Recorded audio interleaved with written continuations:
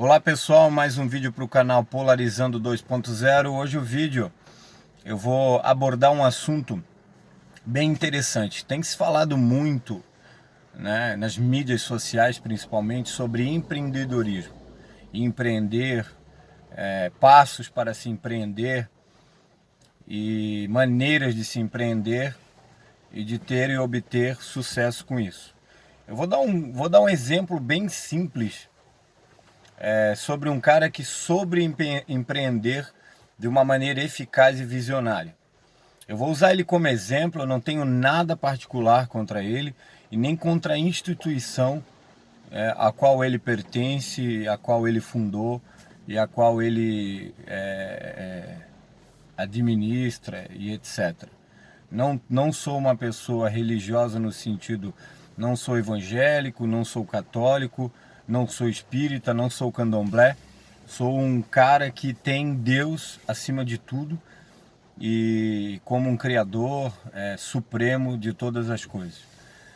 Eu vou usar o exemplo do Edir Macedo. Para você um pouco e pensa na seguinte situação.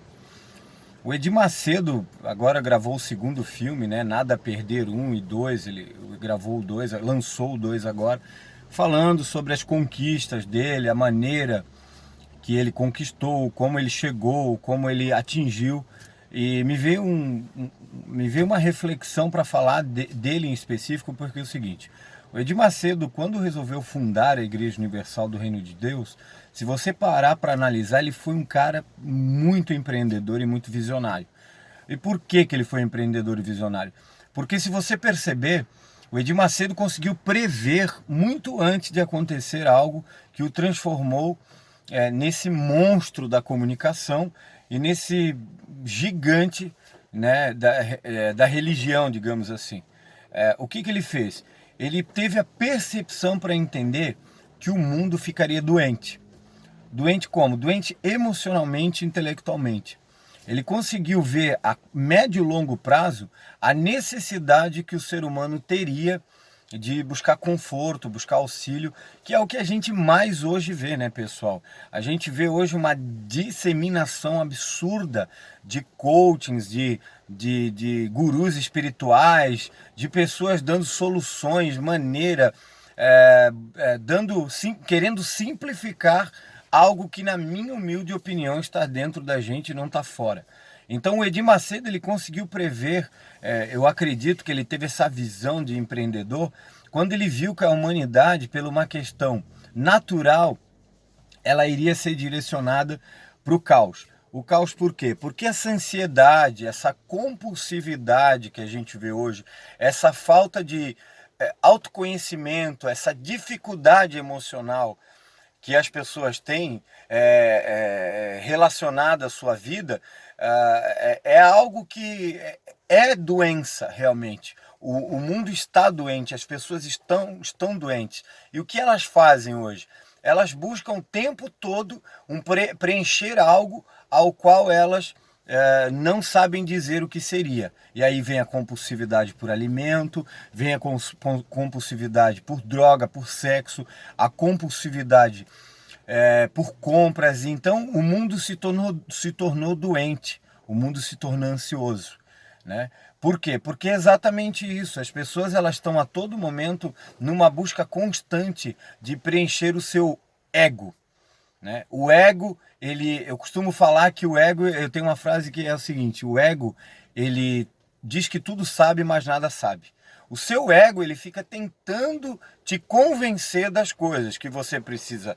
Eu sou um corpo, eu preciso ter um carro X, um apartamento ou uma casa Y, eu preciso viajar, eu preciso ter uma namorada, assim, eu preciso comprar coisas. Então, o ego, na minha opinião, o maior sabotador, o mais eficaz que existe. Então, hoje em dia, o Edir Macedo previu há muito tempo essa deficiência emocional que as pessoas teriam. Ele conseguiu enxergar longe que o mundo ficaria doente. E se você analisar, ele não tem igrejas só no Brasil. em todo praticamente o Brasil.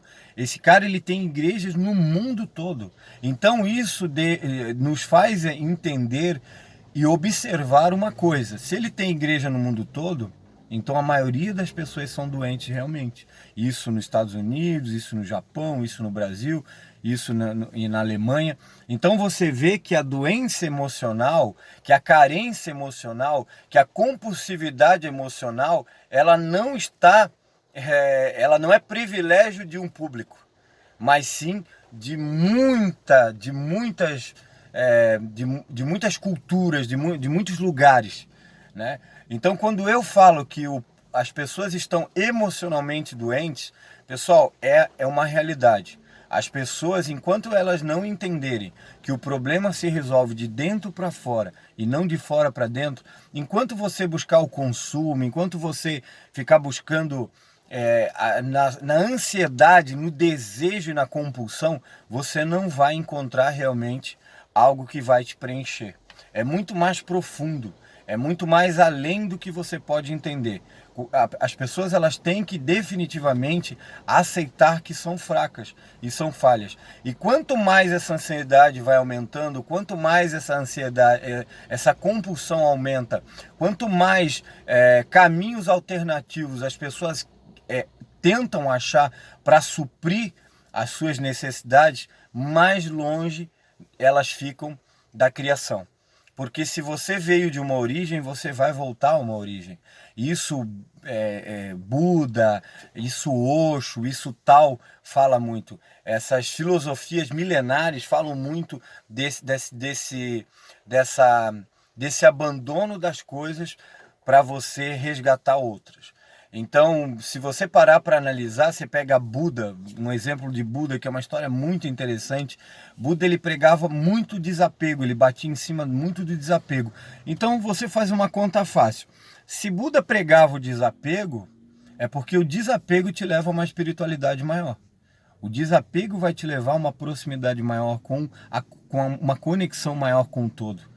Então, se ser compulsivo, se querer as coisas, se comprar coisas, se adquirir coisas, se desejar coisas, fosse a solução, eu acredito que Buda, Osho, Tao e muitos outros pregariam exatamente para você comprar e ter esse vício, essa compulsão e essa busca constante em coisas materiais, em coisas, né, que são perecíveis, né? Porque o problema do ser humano, na minha humilde opinião, é que ele vive como se ele fosse ilimitado. E na verdade, a morte, ela é um fato, ela não é uma possibilidade. Então, quando você começa a entender, e aí você começa a estudar e buscar conhecimento, e buscar pessoas que realmente possam te ajudar, que realmente possam fazer você entender essa dinâmica, você se liberta. E olha, não tem preço se libertar. Não tem preço você transcender em cima disso. O minimalismo, a morte do ego, o despertar da consciência, transcender nas limitações, são coisas que realmente funcionam. Então, o que eu tenho para dizer para vocês nessa tarde chuvosa, maravilhosa, é o seguinte: permitam-se. Permitam-se e façam por onde vocês alcançarem essa espiritualidade. E aí vocês vão entender como se faz o preenchimento desse vazio. Esse foi um vídeo mais curto, fica aqui o meu abraço, certo? Até mais.